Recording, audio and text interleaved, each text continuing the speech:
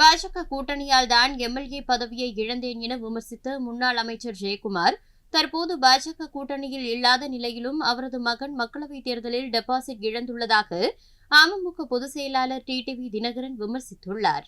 கூட்டணி வச்சிருந்தாரு, அவர்களுக்கு வாக்கு வரவில்லை.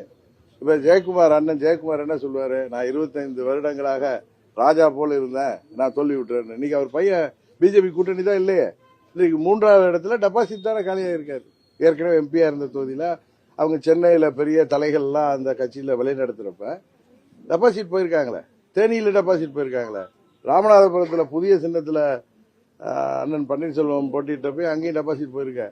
தென் தமிழ்நாட்டில் பல தொகுதிகளில் டெபாசிட் போயிருக்காங்களே, அங்க அவங்க வாக்கு சதவீதம் கடுமையாக விழுந்திருக்க.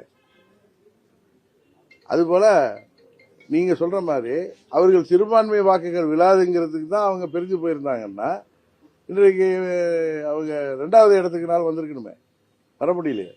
நிறைய தொகுதிகளில் 3வது இடமோ 4வது இடமோ டெபாசிட் போய் தானே இருக்காங்க. இத்தனைக்கு அவங்க பல தொகுதிகளில் பணம் செலவு செஞ்சாங்க, பணபலத்தால் அவங்க ஜெயிச்சிடலாம் நினைச்சாங்க. ரெட்டையிலை காமிச்சு மக்களை ஏமாற்ற முடியல. அதனால 2019 அப்ப பாஜக மேல இருந்த எதிர்ப்பு உணர்வு இப்பொழுது இல்லை அப்படிங்கிறது இந்த தேர்தல் முடிவுகள் காமிக்கும்.